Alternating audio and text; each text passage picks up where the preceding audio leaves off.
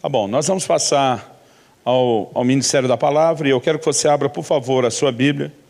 A primeira carta de Paulo a Timóteo, no capítulo 6.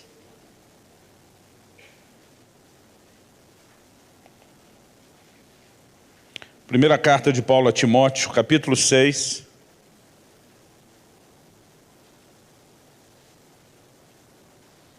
E nós vamos ler do versículo 12 até o versículo 14. A palavra de Deus diz assim: combate o bom combate da fé.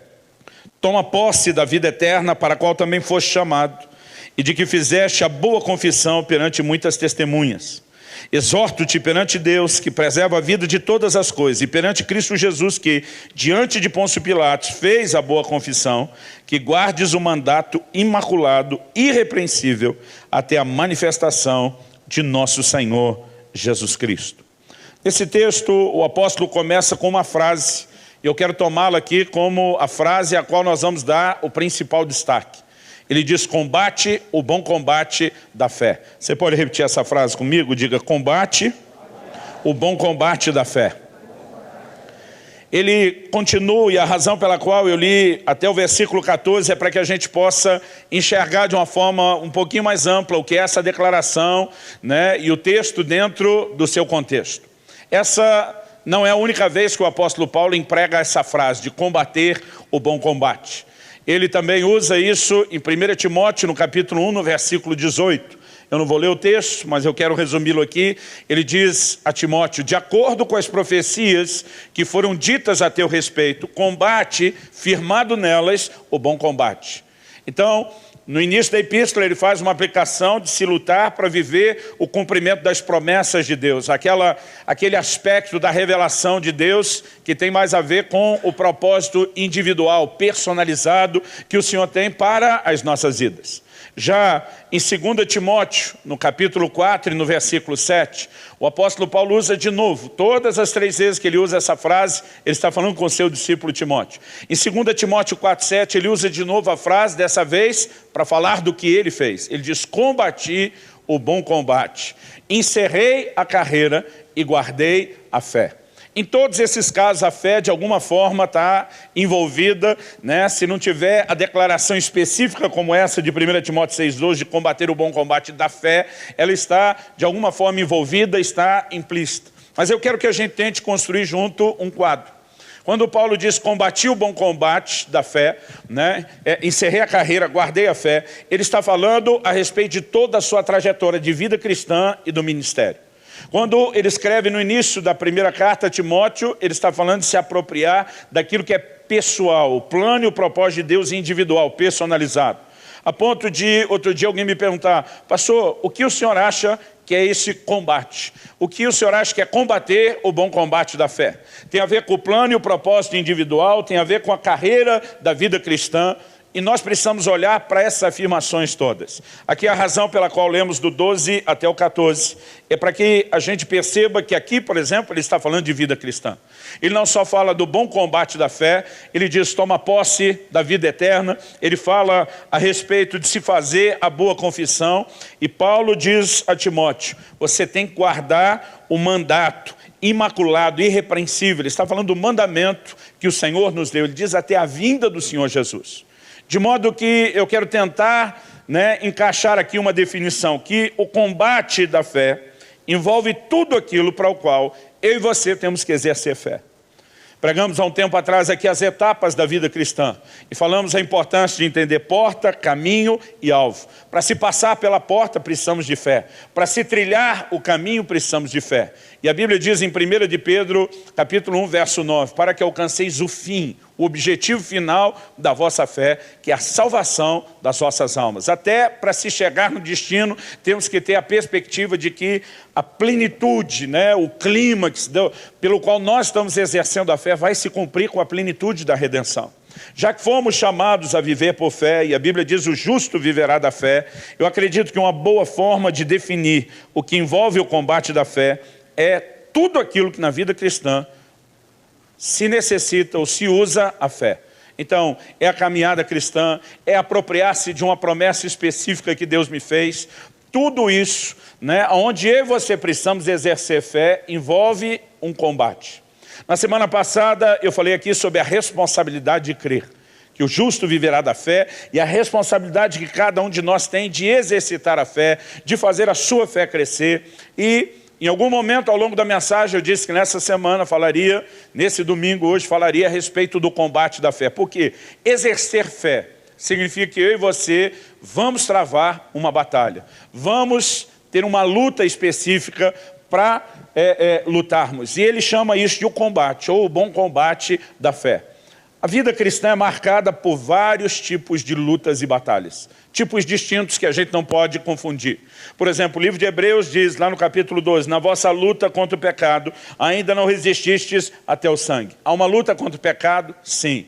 Nós não podemos deixar que a carne simplesmente se entregue aos seus prazeres, à sua vontade, aos seus desejos, e precisamos andar em domínio próprio. Há uma luta contra o pecado.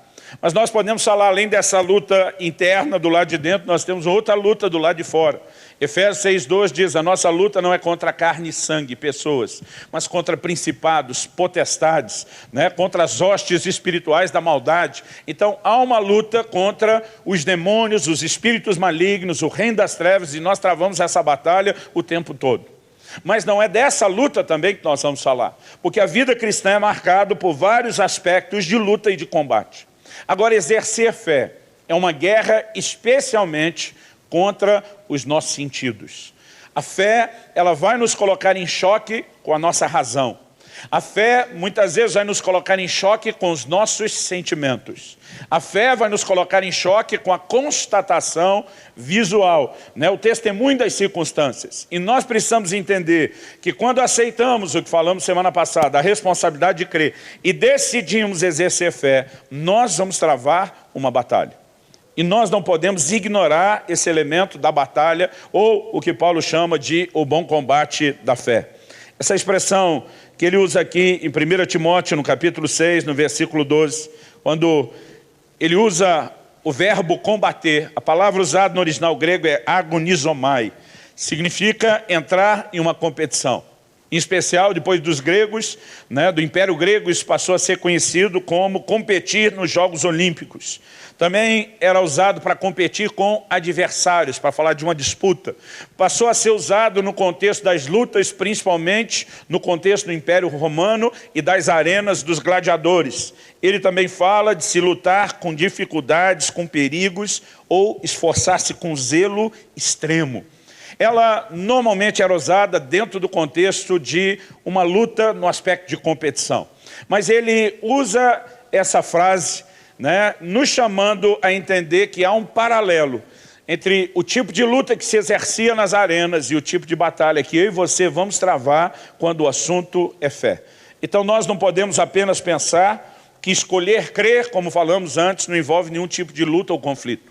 Aliás, um dos exemplos que eu citei na semana passada foi lá em Marcos 9, o pai daquele menino endemoniado que diz para Jesus, eu creio. Quando Jesus diz para ele, tudo é possível que creia, ele diz, eu creio. Mas ao mesmo tempo ele diz, me ajuda na minha falta de fé. O que esse homem percebe? Um conflito interior. Ele percebe, parte de si se inclina a acreditar, parte de si se inclina a duvidar, e muitas vezes há uma batalha e nós precisamos fazer a escolha correta, com a consciência correta de como travar essa batalha da fé.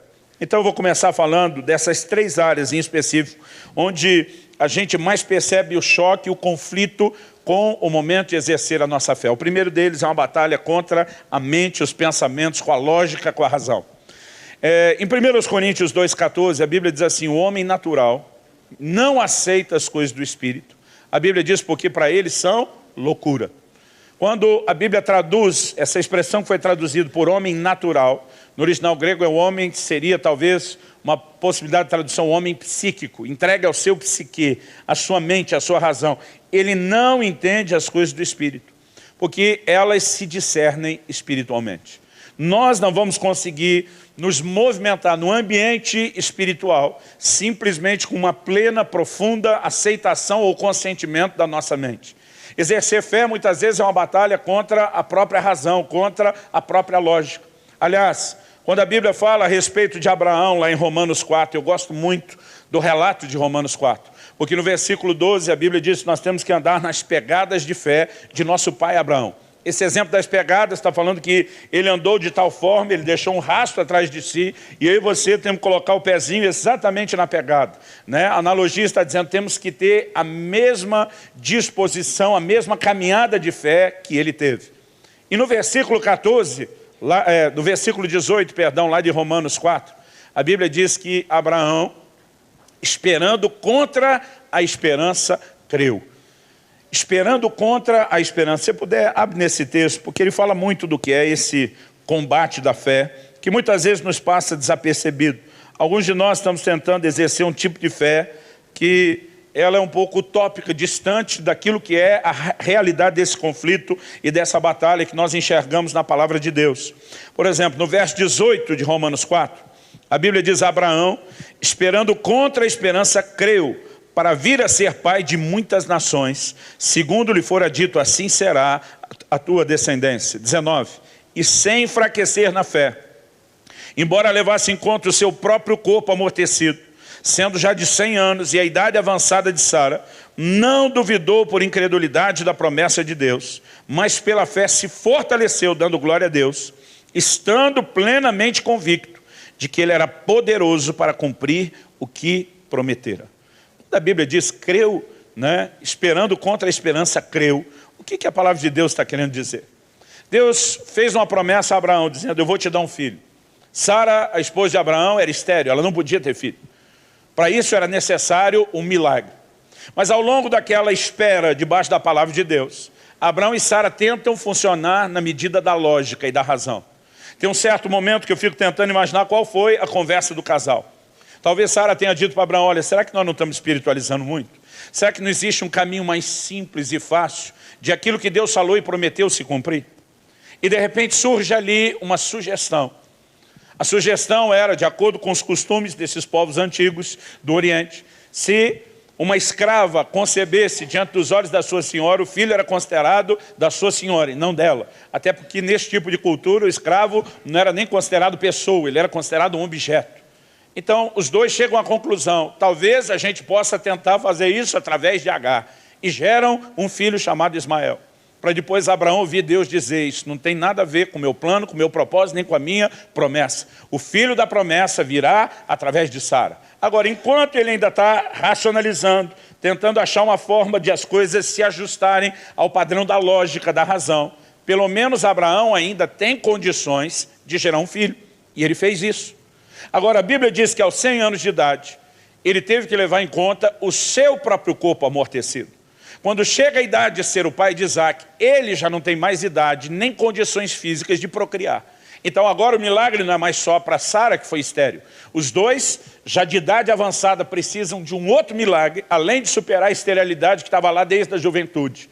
E aquilo pelo qual eles precisaram crer, confrontava toda a lógica, toda a razão que pudesse se exercer. Nós precisamos entender que exercer a fé nem sempre significa encontrar algo compatível com a lógica, com a razão. Mas precisa ser da nossa parte um posicionamento firme em cima de uma promessa. A Bíblia diz, ele não enfraqueceu na fé, porque alguns, quando começam a pensar demais, enfraquecem na fé. A Bíblia diz, ele se fortaleceu como? Dando glória a Deus, estando convicto de uma coisa, ele é poderoso para cumprir o que prometeu. Então há um momento onde uma decisão é feita, eu não vou tentar entender o estado do meu corpo, eu não vou tentar entender por que Deus fez a promessa, como ou quando ela vai se cumprir, eu vou permanecer crendo. E há um momento que eu e você, para andarmos em fé, vamos ter que atropelar a lógica em vários aspectos. E nós precisamos entender, isso é parte de um combate que travamos. Às vezes é um posicionamento como de Abraão para se entrar numa promessa. Às vezes é uma luta para se permanecer confiando em Deus, na fidelidade de Deus, quando as circunstâncias à nossa volta estão dizendo o contrário. A Bíblia diz em Jó, capítulo 2, versículos 9 e 10, que a mulher de Jó, depois de tudo que eles passaram, depois de todas as perdas, ela olha para Deus e diz, você ainda conserva a sua integridade? Amaldiçoa seu Deus e morre. O que essa mulher está desabafando no auge da sua dor? Ela está dizendo, o que adianta você temer a Deus, conservar sua integridade diante de Deus? É como se ela estivesse dizendo, Deus está se lixando para a gente, Deus não está nem aí conosco. Amaldiçoa Deus de uma vez, morre, acaba com tudo, bota um ponto final. No versículo 10, Jó responde, como muito marido já quis falar para sua esposa e vice-versa. Ele disse, você fala como uma doida. Ele diz, nós recebemos de Deus o bem, não receberemos também o mal. Por mais que ele esteja tentando aplicar alguma lógica nisso, é uma lógica que não cabe dentro da nossa lógica. Mas lá no fundo tem algo que ajuda Jó a não se deixar vencer pela mesma lógica de abandono que a sua esposa está aplicando. É quando ele diz, eu sei que o meu Redentor vive, ele há de se levantar sobre a terra, porque esse posicionamento de fé, querido, é maior do que a força do raciocínio. E nós precisamos reconhecer que nós vamos batalhar com esse tipo de pensamento. Eu me recordo muito bem o tipo de luta que eu passei a ter depois de agosto de 93, quando tive um acidente de carro. Já compartilhei isso em outras ocasiões. As pessoas chegavam para mim e diziam, você está vivo, é um milagre. Eu vi isso, né, dos médicos que me atenderam, dos enfermeiros que me socorreram no hospital, eu vi isso de muita gente. Mas em vez de celebrar com gratidão, com alegria, o milagre da vida, Deus ter me preservado, eu ficava o tempo todo em conflito. Eu dizia para Deus, milagre por milagre, já que o Senhor ia operar um, não podia ter arrumado o carro lá em cima na estrada, em vez de deixar ele cair na ribanceira, para depois dizer, eu te guardei, hein? Então dentro de mim, naquele momento, é como se eu não conseguisse mais enxergar o que Deus fez. Eu me concentrava naquilo que aparentemente Ele não fez. Eu dizia, Deus, cadê você quando eu mais preciso de você? Eu estou dando minha vida por você, pelo reino, em prol das pessoas. Na hora que eu mais precisei de você, onde você estava? E nós podemos ser levados a um lugar onde há um conflito gigantesco entre a forma de pensarmos e aquele nível de confiança que eu e você precisamos exercer no Deus. O mesmo Deus que através de Jeremias diz, eu é que sei os pensamentos que tenho acerca de vós. São planos de bem, não de mal, para vos dar um futuro, uma esperança. A única coisa, querido, que vai manter eu e você em circunstância adversa, no estado de confiança, sem questionar o amor, a fidelidade e a justiça de Deus, é a fé. A fé se apoia no caráter de Deus, na revelação de quem Ele é. Eu gosto de quando Paulo no Novo Testamento diz, eu sei em quem tenho crido. Ele não está dizendo eu sei no que eu estou crendo. Eu e você não estamos crendo apenas numa coisa, nós estamos crendo numa pessoa. E eu e você precisamos entender que essa pessoa não falha. A fé se apoia no caráter de Deus, num Deus que está acima de qualquer suspeita. Agora, há uma batalha com a razão. Dizer que você vai encontrar crentes, mesmo aqueles que possam ser classificados entre os mais bem-sucedidos na fé, no ministério, que nunca tiveram conflito, que nunca tiveram desânimo, que nunca tiveram vontade de desistir, converse. Todos nós vamos enfrentar esse tipo de batalha. Agora, a guerra não é só contra a lógica, contra os pensamentos. Ela também é uma guerra contra os sentimentos.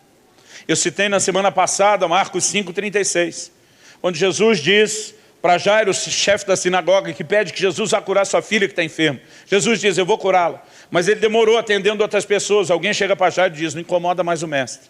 Tua filha morreu. Nesse momento, Jesus vira para Jairo e diz, não temas, crê somente. Sabe o que Jesus está dizendo? A fé tem que ser pura. Não deixe ela ser misturada por sentimentos como o sentimento do medo. Essas duas coisas que não são compatíveis. Agora, é fácil diante das circunstâncias eu e você nos assustarmos. É fácil diante das circunstâncias eu e você nos apavorarmos. Talvez seja essa a razão pela qual Deus que quer inspirar a minha e a sua fé fale tanto nas Escrituras sobre não ter medo. Mas o sentimento que pode se misturar, aquilo que Deus quer que eu e você façamos muito bem, que é o combate da fé. O sentimento contra o qual nós temos que lutar não é só medo. O medo vai estar sempre muito evidente. Deus olha para Josué e diz, não temas, não te espantes. Como fui com Moisés, serei contigo. O que é que Deus está dizendo? Não se deixe assustar. Em Mateus, no capítulo 14, no verso 30, essa também citei semana passada, o apóstolo Pedro caminha sobre as águas. E ele já está vivendo o sobrenatural. Ele não está tentando crer para ver se algo vai funcionar. Ele já saiu do barco, ele já está andando sobre as águas, ele já está vivendo o sobrenatural. Mas a Bíblia diz que olhando a força do vento, o tamanho das ondas, a Bíblia diz que ele teve medo. E a Bíblia diz que quando o medo entrou, aquele chão debaixo dos seus pés começa a sumir. Essa é a hora que Pedro tem que fazer uma escolha. Esse é o momento que ele grita, socorre-me, Senhor. O que ele está dizendo? Eu não quero ceder para o medo que está lutando contra a fé que eu estou exercendo. Mas esse também era o momento que ele poderia ter abortado completamente a experiência do sobrenatural que ele estava vivendo. O que nos leva à pergunta com a resposta já identificada. Pastor, alguém pode entrar no sobrenatural, experimentar um milagre e abortar isso ao longo do caminho? Sim. Eu tenho visto muita gente Pessoas com as quais oramos tiveram evidências inquestionáveis de cura, com um sem número de testemunhas no ambiente, pessoas que permaneceram curadas uma semana, um mês, 3 meses, gente ficou quase 1 ano e de repente perde aquela cura. Provavelmente porque em algum desses momentos de conflito não soube se posicionar corretamente e lutar o bom combate da fé, segurar aquela manifestação do sobrenatural que estava acontecendo, que estava sendo experimentado. Agora, muito dessa sabotagem ao ambiente de fé acontece quando cedemos ao sentimento do medo.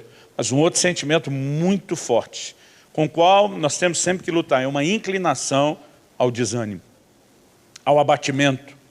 Abre comigo no livro de Isaías, no capítulo 26.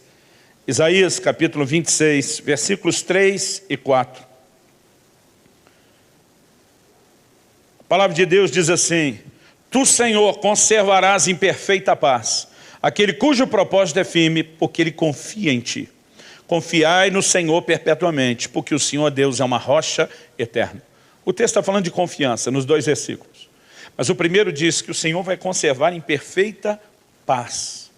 Há um nível de tranquilidade, de descanso, que não é simplesmente você olhar e dizer, dominei minhas emoções, é mais do que isso. É você entrar num lugar onde a confusão e o agito das emoções não te tocam mais. É você entrar num lugar tão profundo de fé que você passou aquele nível de influência dos seus próprios sentimentos. Irmãos, essa inconstância dos sentimentos é algo evidente no ser humano. A Bíblia diz, Elias era homem semelhante a nós, sujeito aos mesmos sentimentos. Pensa num cara de altos e baixos, era o tal do Elias. E a Bíblia está dizendo que eu e você somos sujeitos a isso. De vez em quando você vai ver Davi dizendo, bendize a minha alma ao Senhor. Por que ele está dando ordens para a sua alma louvar o Senhor? Porque parece que ela não estava com vontade naquela hora. É quase como se ele dissesse, eu assumo as rédeas, eu não deixo o sentimento me guiar para um lugar distante de Deus. Pelo contrário, eu tomo as rédeas do sentimento para vir e entrar na presença de Deus. Agora, mais do que apenas dominar, é quando eu e você conseguimos ir além dessa confusão, desse agito das emoções. E isso é algo que a Bíblia diz, quando nós temos um propósito firme, de confiança no Senhor, Deus vai nos levar a esse lugar de perfeita paz. Hebreus 4:3 diz, nós os que cremos entramos no descanso. Há uma hora onde eu e você travamos batalha com os sentimentos, com os pensamentos, mas daqui a pouco parece que a gente cruza essa linha e entra num lugar tão profundo de fé, que há um descanso, a gente já não é mais afetado por essa batalha, mas que a batalha existe, ela existe. E ela precisa ser vista nessa perspectiva também de uma luta contra o desânimo. O desânimo pode se manifestar em diversas situações. Daqui a pouco eu vou explorar uma ligada à questão do tempo. Mas antes de falar nisso, eu me lembro, e eu gosto de olhar para trás, e há algumas experiências que elas marcam a vida da gente. Eu tenho experiências que para mim foram parte da descoberta do que é a fé, de como funcionar na fé, e essas experiências não só me levaram a entender isso, como elas acabam se tornando para mim, talvez as melhores ilustrações para explicar e ensinar a fé da forma como eu mesmo aprendi. Eu me lembro de uma situação específica que Deus me fez entender essa luta que nós podemos ter contra o desânimo. Eu comecei a passar muito mal, isso foi mais ou menos lá pelos idos do ano 2000. Comecei a passar muito mal durante uma semana. E eu lembro que eu reclamei, me queixei para alguém que estava perto, rapaz, estou com isso. À medida que comecei a falar, esse camarada começou a me fazer um monte de perguntas e foi anotando. Falei, o que você está fazendo? Ele falou, Luciano, tirando as coisas que você disse que não está, só das que você está, você tem na minha lista 13 sintomas de malária. E quem estava me falando isso, um amigo nosso, que foi missionário muitos anos na África e sofreu muito com malária. Ele disse, você já tem 13 dos sintomas da malária.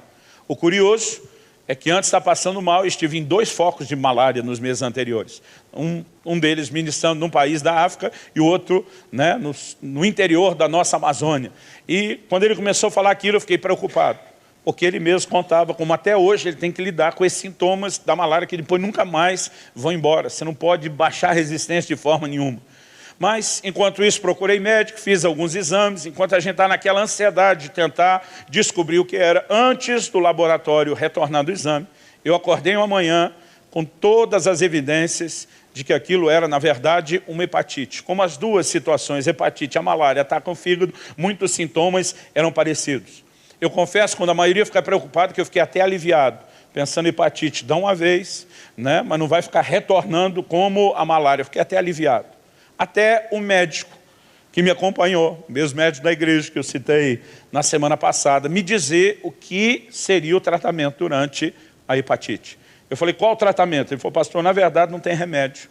Nós não temos nada para reverter o quadro de forma imediata, não existe uma cura que aconteça, né, rapidamente. Ele diz, o único tratamento se chama repouso. Eu falei, repouso? Ele diz, repouso e muito repouso. Ele falou, pastor, estou disposto a pegar uma autorização da sua esposa e vir com a polícia, te prender, te internar na marra se o senhor não for parar. Né? O senhor tem que cancelar suas agendas, o senhor tem que parar suas atividades. E ele ficou tentando me dar o choque, tentando explicar o tamanho, o estado que meu fígado estava. Ele disse, imagina seu fígado está virado numa gelatina, o senhor pode criar um rompimento, tem que descansar, não tem outra coisa. É repouso.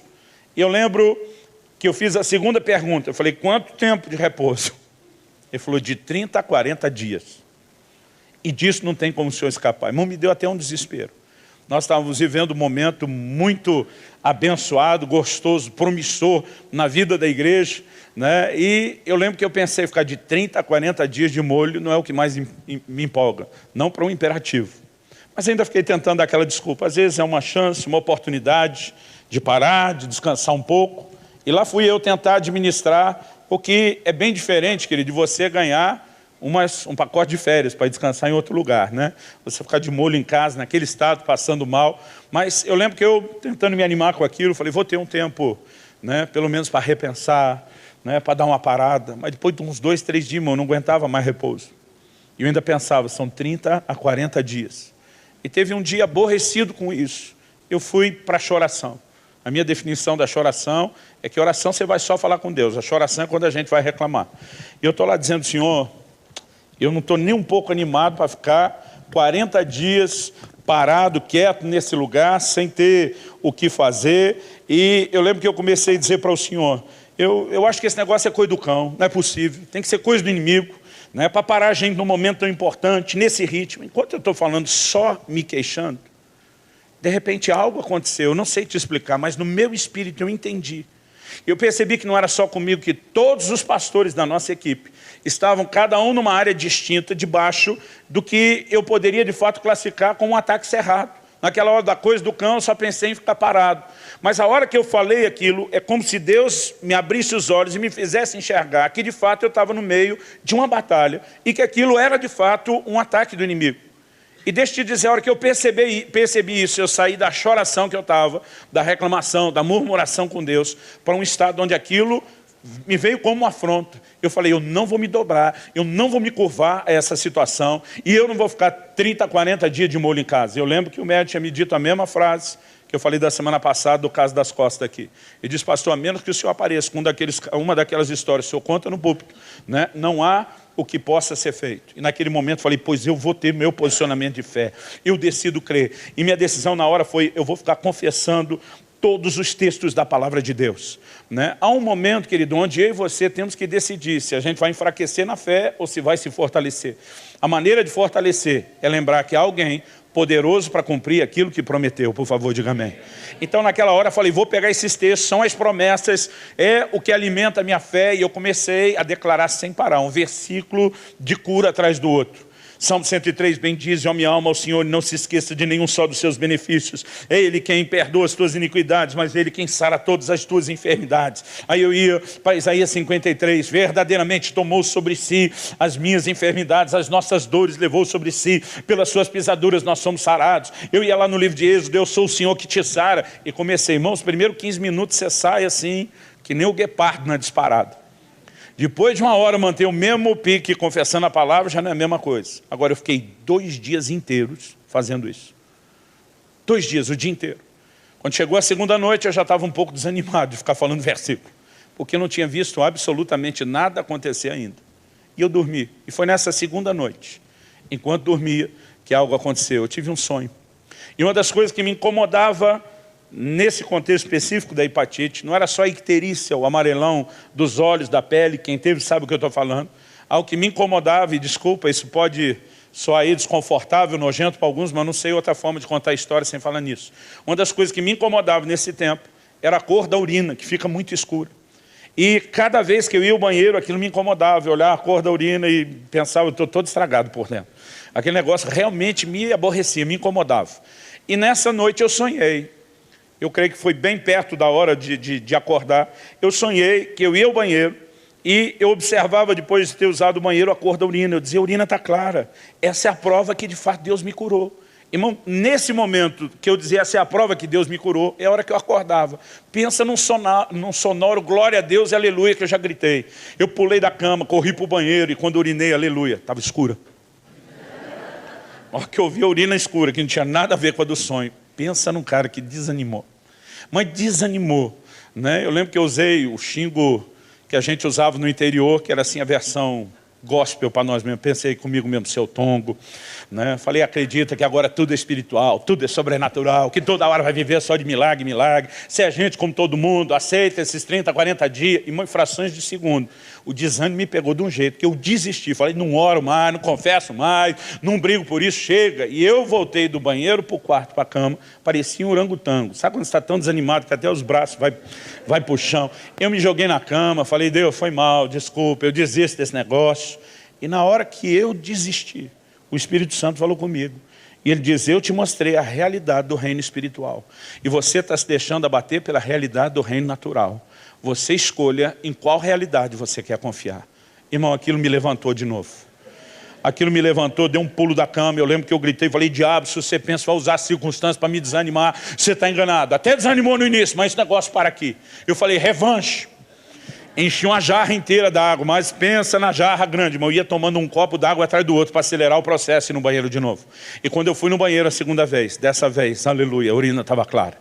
É hora que algo fala na sua cabeça também, com o tanto de água que você tomou. Mas a urina não só não escureceu, permaneceu claro, mas ao longo do dia foi sumindo a icterícia, o amarelão dos olhos, da pele. No dia seguinte, pela manhã, quando acordei, eu já sentia que todo o inchaço, a dor do fígado tinha desaparecido. E naquele outro dia eu criei coragem e fui para o consultório do médico. Cheguei no fim da tarde, no horário que eu sabia que ele já terminava o atendimento. E falei para a secretária que me conhecia, sabia que era o pastor dele. Falei, ele está sozinho? Tá. Falei, não me anuncia. Se ele estiver sozinho, eu vou lá na sala conversar com ele, eu quero surpreendê-lo. Ela disse, tudo bem. Lembro que eu bati na porta e abri. Quando eu abri a porta, ele me olhou e disse, o que você está fazendo aqui que não está na cama? Né? Eu falei, eu vim para o senhor me dar uma examinada. Eu falei, examinar por quê? Nós já sabemos. Eu falei, me examina de novo. Eu lembro que sentado de longe, ele falou, não. Eu falei, sim. Não, sim, me examina, né? E de novo ele me usou uma frase que ele usava várias vezes, falou, pastor, essas coisas só acontecem com você, com nós os meros mortais não. Eu falei, esse é o seu engano, acreditar que você não pode viver esse tipo de intervenção de Deus. Agora, querido, dizer que nenhum de nós vai travar a batalha é um grande equívoco. Aliás, muitos de nós, muitas vezes nos perdemos no meio dessa batalha, com a razão e a lógica, com o sentimento, né? Até porque esse combate da fé é uma luta até contra a visão, aquilo que você enxerga. A Bíblia diz em 2 Coríntios 5:7, visto que andamos por fé e não por vista. Então a caminhada de fé não é baseada naquilo que os olhos veem. O problema é que muitas vezes quando a gente tem uma constatação, como aquela que eu tive no banheiro com a cor da urina, a gente deixa a realidade natural dominar. Hebreus 11:1 diz que a fé é a convicção das coisas que não se veem. Em 2 Coríntios 4:18, Paulo diz, atentando nós, não nas coisas que se veem, mas nas que não se veem. Há um lugar onde eu e você nos posicionamos em fé e a gente começa a enxergar, não aquilo que o olho natural está enxergando nas circunstâncias. A gente começa a enxergar o cumprimento, a materialização da promessa, do Deus que não pode mentir, do Deus que é fiel à sua palavra, do Deus que vela sobre a sua palavra para fazê-la cumprir. E nessa batalha nós vamos ter que decidir onde vamos nos apoiar. Quando eu falo da luta contra aquilo que se vê, eu me lembro que um dos maiores testes que eu tive para entender esse aspecto foi mais ou menos nessa mesma época da hepatite, não foi muito distante o período de tempo. Eu recebi um convite para pregar um fim de semana numa determinada igreja em outro lugar. Eu sabia, isso é praxe entre as igrejas, a gente também aqui não traz ninguém e deixa a pessoa vir nos servir bancando suas despesas. É lógico que nós vamos fazer isso. A Bíblia diz, ninguém vai à guerra à própria custa. Eu sabia que quando eu chegasse lá, os irmãos também iam ressarcir a minha despesa. O que eu não tive coragem de dizer para eles, quando fechei o convite, né, e foi se aproximando a data, eu não tinha coragem de dizer para eles que eu não tinha dinheiro para ir.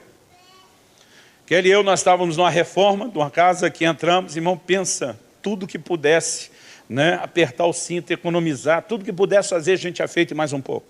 E naquela semana eu não tinha dinheiro para gasolina, não tinha dinheiro para o pedágio, eu não tinha como ir.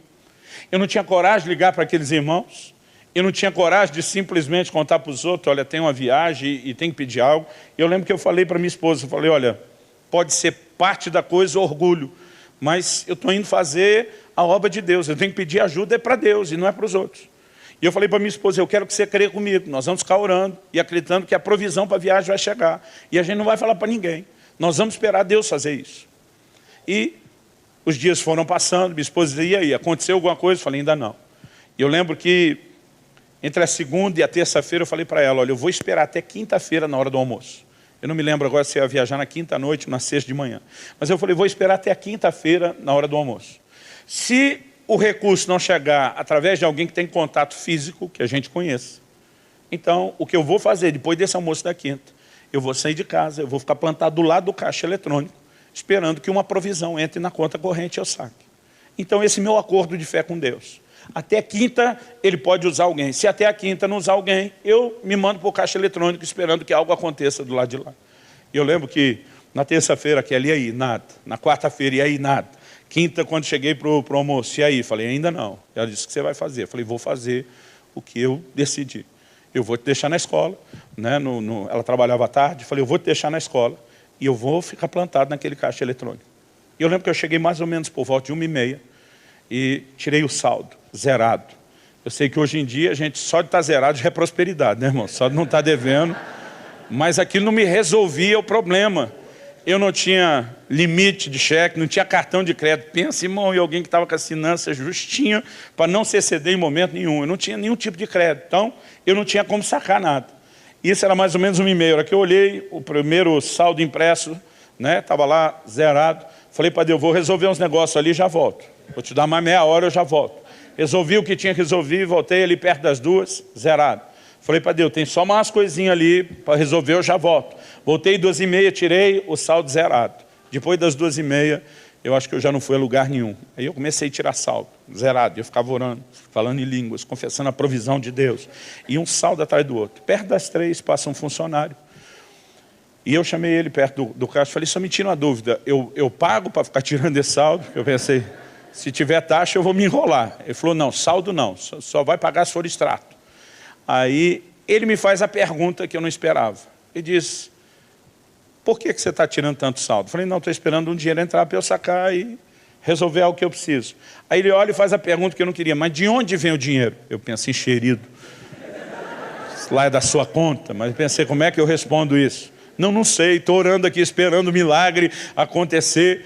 Né? Falei, isso não dá para responder. Eu falei, por que você quer saber? Respondi com outra pergunta. Ele falou, não, porque já são quase 3 horas.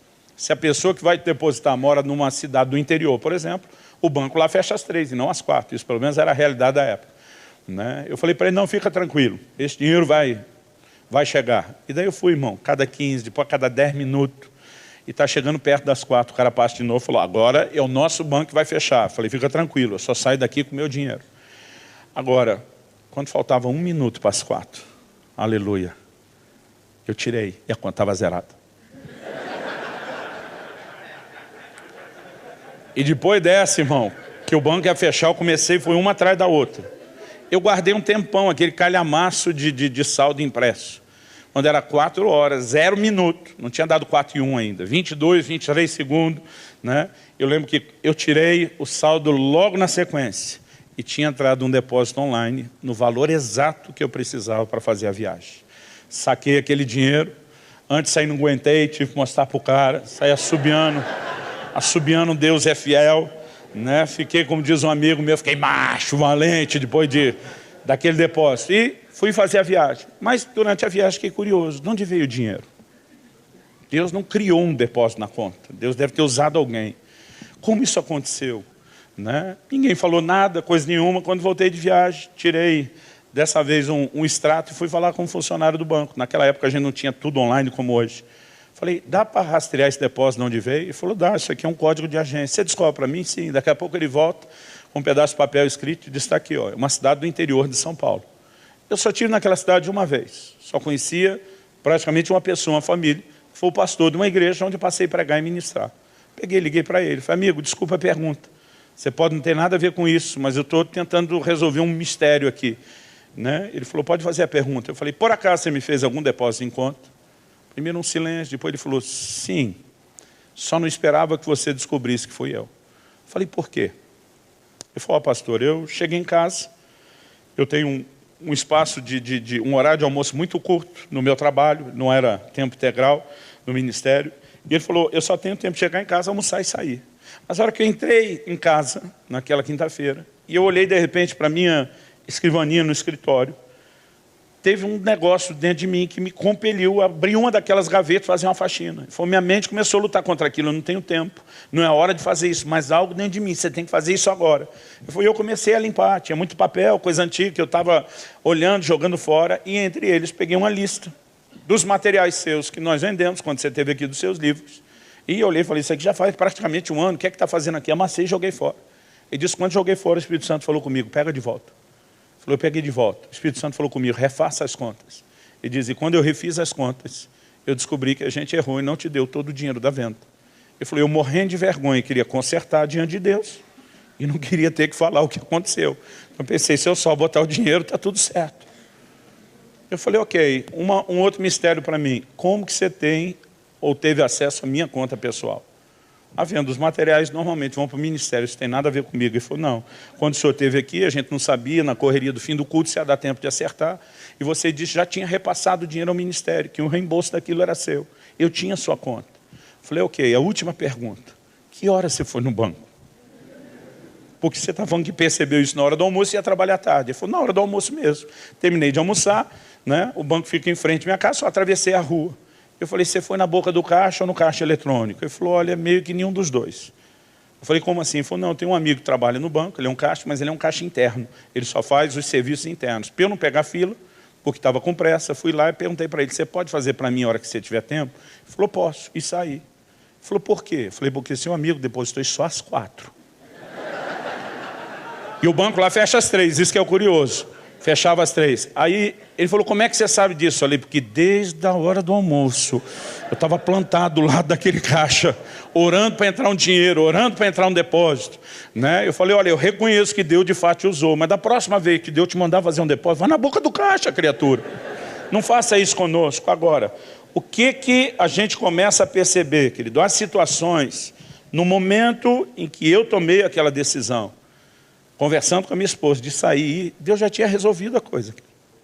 Mas muitas vezes a gente está tão focado no testemunho da vista, né, que aí entra essa guerra, a guerra da razão, da lógica, dizer, cara, larga a mão de ser bobo, vai, pede o dinheiro emprestado para alguém, devolve na segunda-feira, quando você voltar. Há momentos onde tudo dentro da gente vai lutar contra o exercício da fé. E a gente precisa entender que exercer fé é uma batalha. Contra a lógica e a razão, contra os sentimentos e também contra a visão ou o testemunho das circunstâncias. Agora, nesse inteirinho, como eu e você temos que agir? De não só não devemos nos curvar a essa pressão dessas 3 áreas, como precisamos ter um posicionamento firme na palavra de Deus. Paulo fala 2 vezes a Timóteo sobre a boa confissão. Nós precisamos aprender, querido, a importância de fazer as devidas declarações de fé. Eu passei toda aquela semana dizendo, Deus vai prover, Deus vai suprir, se não for dessa forma, é daquela, eu creio nisso. Eu estou ali, né, sentindo que de alguma forma, parece que aquele funcionário, em vez de vir para me ajudar, era um perturbador. Não era alguém para tirar minha fé, de onde vem o dinheiro, o banco vai fechar, não vai acontecer hoje. E eu estou o tempo todo dizendo, eu não saio daqui a não ser com o dinheiro. O que eu comecei a perceber nas Escrituras é o peso que essas confissões e as declarações têm. Em 2 Coríntios 4,13, Paulo diz o seguinte, temos recebido o mesmo espírito da fé, como está escrito, eu criei, por isso falei. Então ele diz, nós também cremos, por isso também falamos. Crer e falar são 2 coisas conectadas na Bíblia. Paulo escreve aos Romanos, diz, se no teu coração creres, que Deus ressuscitou a Jesus dentre os mortos, e com a tua boca confessares a Jesus com o Senhor. E diz, porque com o coração se crê para a justiça, e com a boca se confessa a respeito da salvação.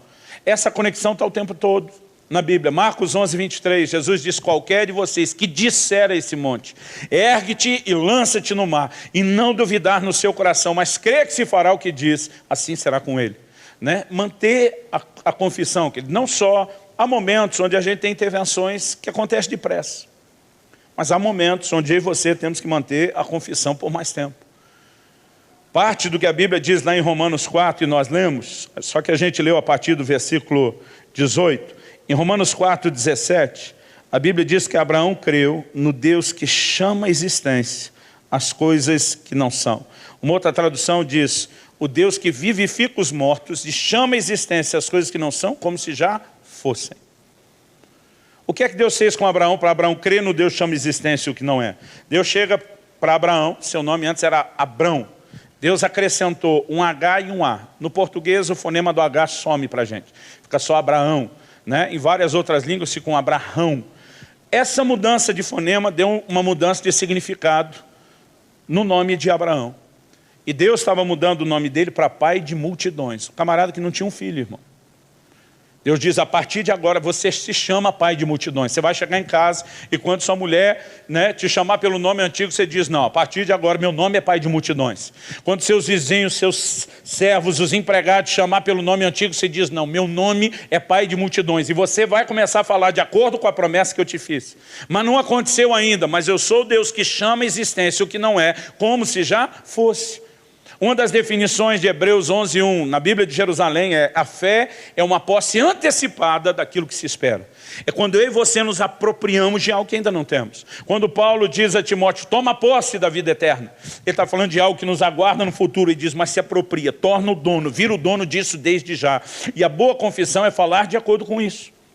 Aliás, Paulo usa como exemplo, em 1 Timóteo 6, o nosso texto base, ele fala de Jesus, que diante de Pôncio Pilatos fez a boa confissão. Pilatos olha para Jesus e pergunta, você é rei? Jesus responde, eu para isso nasci e vim ao mundo. Ele está sendo julgado diante de Pôncio Pilatos como criminoso. Não tem o reconhecimento nem do Império Romano para reinar, nem dos judeus para apoiá-lo. Não tem absolutamente nada no reino natural que sustente isso, mas ele está falando de acordo com as realidades do reino espiritual. Eu para isso nasci e vim ao mundo. Eu sou rei sim. Né? A boa confissão, querido, não é você simplesmente olhar o que as circunstâncias estão dizendo e dizer, eu me acomodo com isso. É você entender a realidade espiritual, é você entender a palavra de Deus, a promessa de Deus e dizer, eu falo de acordo com aquilo que Deus falou.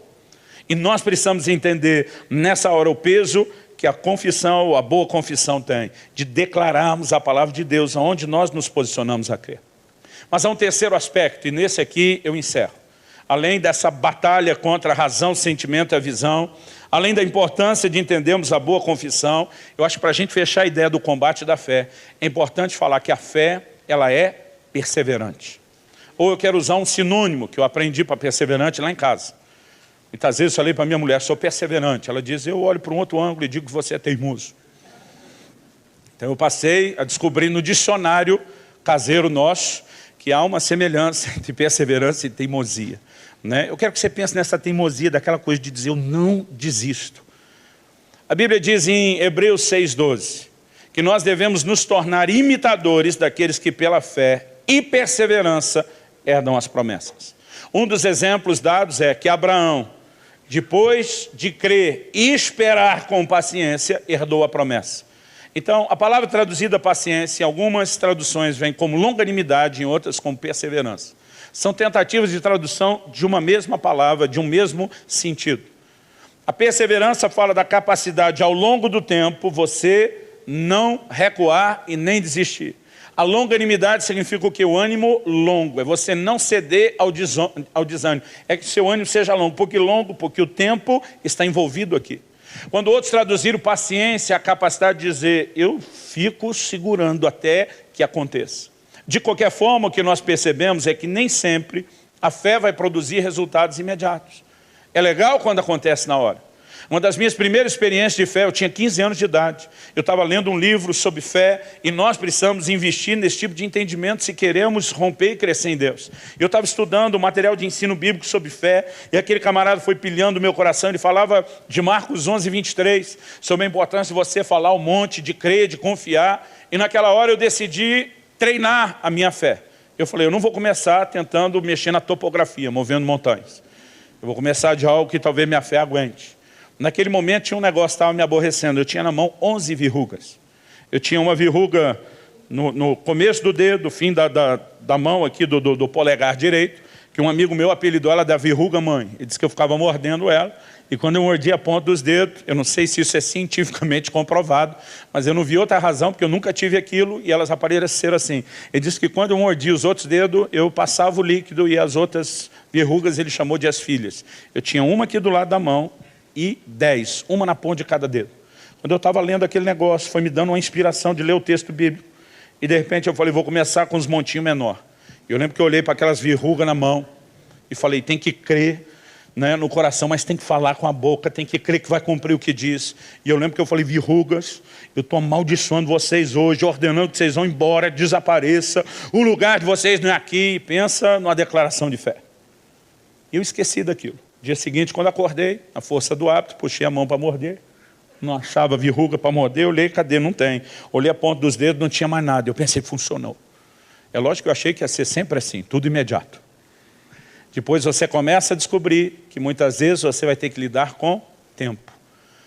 E durante o tempo, querido, muitas vezes aquilo pelo qual eu e você estamos crendo e esperando pode piorar. Eu tenho visto gente que se agarrou a uma promessa de cura. Enquanto está lutando por aquilo, seu estado está piorando. Ao que eu citei semana passada, foi que quando Jairo, o chefe da sinagoga, chega para Jesus e pede ajuda para que a sua filha seja curada, é porque ela estava muito mal. E Jesus diz, eu vou curá-la. De repente chega a mulher hemorrágica, fura a fila, nós vemos Jesus se entretendo ali com muita gente que precisava de cura. Enquanto ele demorou um pouquinho aqui, alguém chega para Jairo e diz, não incomoda mais o mestre, sua filha morreu. E algo que eu aprendi anos atrás, o pastor Francisco, nosso querido Chicão aqui, foi quando você decide crer numa palavra que Deus te deu. Jesus disse, eu vou curá-la. O que ele estava dizendo? Eu vou intervir nessa sua situação. Ela não vai ficar como está. Ele diz, quando nós temos uma palavra de Deus e estamos aguardando o cumprimento da palavra, e aquela circunstância, enquanto estamos esperando, além de não resolver, ainda piora, ele diz, nós precisamos acreditar que Deus tem uma responsabilidade com o que Ele falou, e que se necessário Ele vai intervir depois com juro, com correção monetária, com tudo que precisa. Porque enquanto Jesus demorou, a mulher de enferma, a menina de enferma foi a morta. Mas o Jesus tinha dito que ia curar, agora foi lá e ressuscitou, e arcou, vamos dizer assim, com as consequências da demora. Nós precisamos entender, querido, que a fé ela é tão perseverante, ela é tão teimosa, que mesmo quando nós estamos na guerra com a razão, na guerra com os sentimentos, com a visão, checando que a circunstância ainda não se adequou, olhando o relógio ou o calendário, dizendo o tempo está passando, existe algo dentro de nós que precisa ficar firme e dizer, eu não desisto, eu não recuo, eu decido crer. Aliás, eu gosto de um texto lá de Hebreus, que fala a respeito de Abraão, Hebreus 11, de 17 a 19. Irmão, Abraão esperou muito tempo para nascer o abençoado filho da promessa. O menino nasce, começa a crescer, e agora Deus fala algo com Abraão aparentemente contraditório. Ele diz, você vai oferecer esse menino em sacrifício. Mas espera aí, é o filho da promessa. O que o Senhor diz faria, não só em mim, mas na minha linhagem, depende desse menino. Como é que agora o menino morre? E o texto de Hebreus diz que Abraão creu que Deus podia ressuscitar Isaac dentre os mortos. Sabe o que ele está dizendo? É confuso essa fase que Deus falou. Mas esse menino, ainda que morra, ele vai ter que se levantar de novo, porque Deus tem uma palavra. Então não importa o tempo, não importa as circunstâncias, a palavra vai se cumprir. A Bíblia diz que ele estava convicto que o que Deus prometeu, ele era poderoso para cumprir. E nós precisamos aprender a andar nesse nível de convicção, onde as circunstâncias não vão fazer a gente se dobrar e nem fazer a gente desistir. Mesmo que o resultado não seja instantâneo, nós precisamos aprender a lutar por fé até que a intervenção chegue. Quem está entendendo, diga amém. Eu queria que assentado mesmo nós orássemos. Eu não vou fazer nenhum tipo de apelo hoje, como não fiz semana passada. Propus no meu coração, nessas duas ministrações sobre fé, lançar a palavra, esperar que você haja, se mova em cima dela. Se você está aqui hoje e não entregou sua vida a Jesus ainda, e sente compelido pelo Espírito Santo a fazer, ou se afastou e quer se reconciliar, você pode vir à frente no final da reunião, procurar qualquer um de nós, os pastores, se você não sabe quem, vão te apontar e a gente pode orar com você. Mas eu não vou fazer nenhum apelo específico hoje, mas eu quero que você ore aí no seu lugar. Nós estamos entrando num tempo onde Deus está falando muito conosco sobre despertamento. E uma das áreas que Ele quer produzir despertamento é na nossa fé. E eu quero que você realmente se posicione diante de Deus. Eu gostaria que você orasse aí no seu lugar. Talvez seja a hora de lembrar de promessas pelas quais você não está lutando. Como Paulo disse a Timóteo, combate firmado nelas o bom combate. Talvez seja a hora de lembrar que O fato de que algo que Deus falou está demorando para se cumprir não significa que não vai acontecer e que você precisa combater o bom combate da fé. Talvez Deus queira te encorajar apenas a respeito da carreira e da caminhada da vida cristã. Não desanime, vá até o fim. Vale a pena você alcançar o alvo, cruzar a linha de chegada. Não desista ao longo da caminhada. Eu não sei exatamente quais são as possibilidades de aplicação daquilo que você ouviu sobre a sua vida. Talvez seja a hora de Deus te provocar, voltar a fazer a boa confissão, falar de acordo com a palavra, chamar a existência o que não é como se fosse. Mas eu gostaria que você orasse e que você realmente dissesse: Deus, eu quero que o teu Espírito me ensine. A Bíblia chama o Espírito Santo de um Espírito da fé. Eu quero que você ore dizendo: Espírito Santo, me guia, me ensina a aplicar a tua palavra na minha vida, no dia a dia. Me ensina a caminhar em fé. Que venham dias de despertamento para o combate da fé, para um posicionamento mais firme e intenso. Fala com Deus. Enquanto você ora, eu quero orar por você, mas eu não quero que você fique ouvindo a minha oração, faça a sua. Espírito Santo, sopra sobre nós. Espírito da fé, sopra sobre nós. Que venham dias de despertamento para a fé, despertamento para um posicionamento de acreditar, de confiar, de se posicionar firmemente, de combater o bom combate da fé.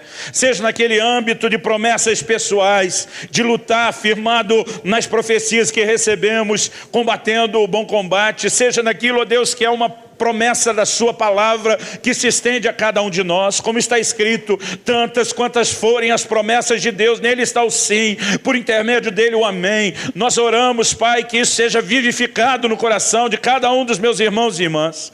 Pai, nós oramos por dias onde o combate da fé se intensifique e ninguém se dobre nessa luta contra a lógica, contra a razão, contra as emoções, contra o testemunho visual das circunstâncias, mas que o que prevaleça seja a convicção de que a tua palavra é fiel, de que o Senhor vela sobre a sua palavra para fazê-la cumprir, de que o Senhor é poderoso para cumprir aquilo que prometeu. Que cada um de nós possa entender que a fé se apoia no seu caráter e dizer como Paulo: eu sei em quem tenho crido. Que venham dias de uma nova postura de fé, que nos leve a romper, ó Deus, com aquele nível de experiência e conquista que já temos, para entrar em lugares maiores, em manifestações maiores, em conquistas maiores na vida espiritual, no estabelecimento do teu reino nessa terra. Nós oramos em nome de Jesus, em nome de Jesus, e para a glória do teu nome. Se você crê e concorda, diga amém. Se você recebe essa palavra, diga: eu recebo, em nome de Jesus. Vira para algum vizinho ao seu lado, fala para ele: combate o bom combate da fé. Amém? Glória a Jesus, glória a Jesus.